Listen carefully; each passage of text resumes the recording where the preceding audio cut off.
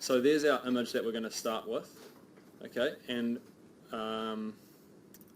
my lines are here.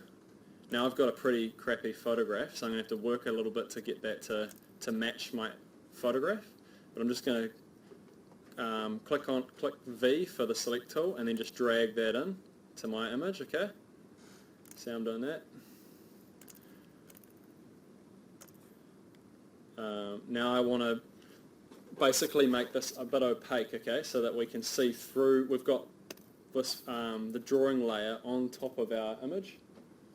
Now I'm assuming that most of you guys know about the sort of structure and the way that Photoshop works, how it uses these layers down here to organize the image. Yeah, you all know that. So this layer is essentially, it's on top of the other layer and therefore it's in front, okay?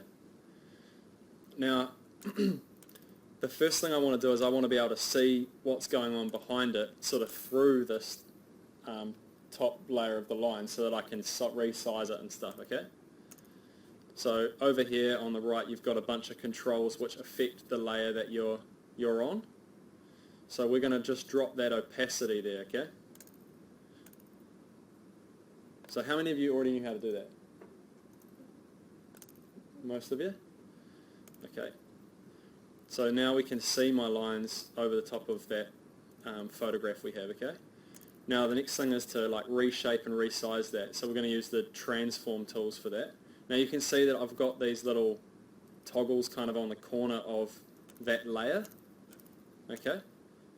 So I can grab these, and if I resize it like that, and if I hold shift, it's going to keep it in the same proportion while I do that. Okay. Now, if Photoshop is not showing you those toggles, you need to go up here and click on. So we're in the standard sort of selection tool. If you make sure that show transform controls is turned on, okay, because if you turn that off, they won't show up. So turn that on, and then you can grab them. So we're going to try and line that up. So I know that that corner there lines up. So probably still a little bit big. Drag it back a bit.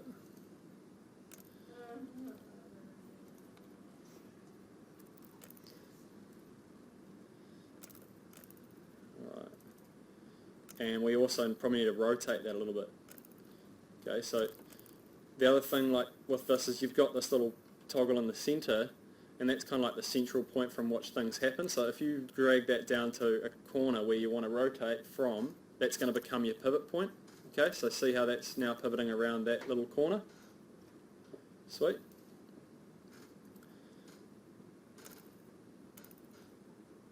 Okay, so I've got that about right. Okay. So the next thing I want to do is I kind of want to, I want to see my surfaces that I've drawn. Like I don't want to, like I've got the lines there because I've got this opacity down low, but I actually kind of want that top surface to have a surface and not to just see straight through it. Okay, so if I crank that back up so we can see it again, now it's got a surface, but we kind of need to mask it out, okay? So what we'd want to do is we want to create a layer mask, which is going to allow us to cut bits of this image and be able to see through it and not other bits.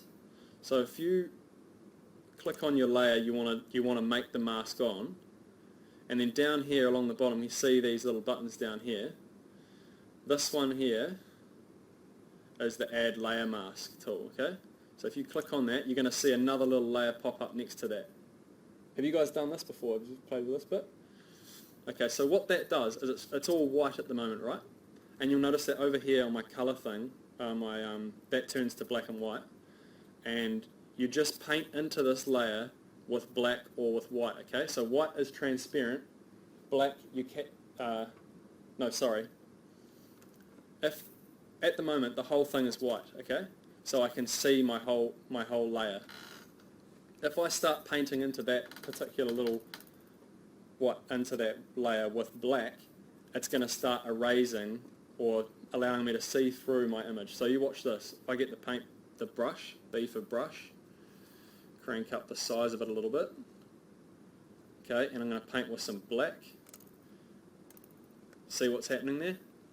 And you can kind of see down in the corner here, I'm painting onto that layer. Now, be careful not to paint onto your drawing layer, which is, see how if I click on that it moves the active box? If you paint onto that, you're going to be painting onto your drawing. Okay, don't do that. You can, the other way you can do this is just by erasing, right? But erasing is not as good because I can essentially undo this. If I go hit X to switch my colours over and go back to white down here, start painting white in again, it's just going to paint in my drawing again. Okay? So that you're going to use that tool, that masking tool, quite a lot. Now I don't want to just paint this with a brush. I want to kind of accurately trim around that box there. So I'm going to use the lasso tool, which is this one up here. I think it's L for lasso. And there's a few different, if you right click on this, there's a few options you can use, like the magnetic one, the polygonal one, or just the standard lasso. We're going to use polygonal, but you can experiment with these other ones as well. The magnetic will kind of like suck on to where it sees contrast in the image, but polygonal is just like straight, you basically pick the points, okay? So I'm going to start here, and you might want to zoom in for this, so if I just escape that, zoom in a bit. So we'll just do this last step, I think, and then I'll get you guys to sort of do a little bit to catch up to where I'm up to, okay? You could try magic wanding it, but your lines might not be tight enough to do that. But yeah, that's another good option. Okay, so now we've got that surface, all right? So now I'm going to just make sure I'm still on the mask layer, and I'm just going to... Actually, what I'm going to do is I'm going to use the paint bucket tool, which is here, and I'm just going to paint everything that's not selected black. So it's Control-Shift-I, I think, for inverse selection, and then just paint that, okay? So now I've got my surface there. I'll just show you one more thing before I stop and get you guys to have a crack. You'll notice that like my box is quite grey, whereas my room's quite light, you know? And that's just because of the quality of that photograph that I've brought in. Now, the other thing I can do with this, so first of all I'm just going to disable my layer mask for a second. So if I right click on that layer mask down here, I can just hit disable, okay? And that's just going to temporarily disable that.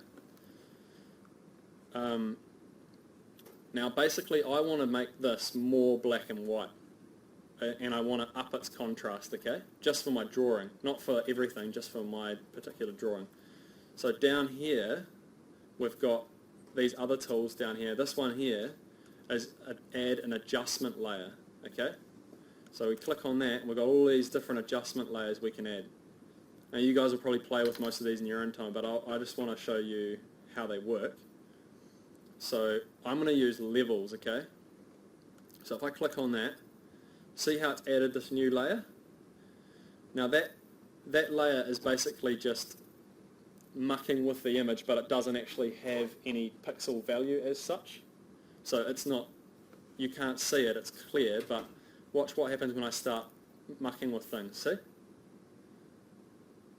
So you may have done things like this before with other tools, but the layer mask is quite, the adjustment layer is quite flexible because you can always come back and adjust what you've done.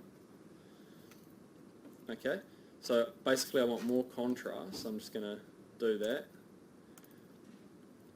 Okay, give it heaps, try and make it almost black and white, I think. Something like that.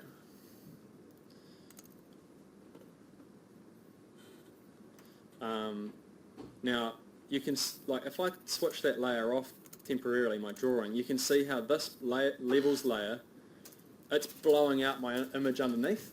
See that? So that's what it looked like before we added that adjustment layer. With the adjustment layer, it's real bright. So we actually only want to affect our hand drawing, okay?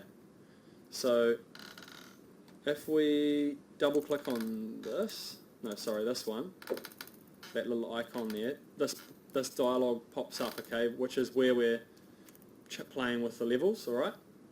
Now down the bottom of that, you can see this tool, which is, what does it say?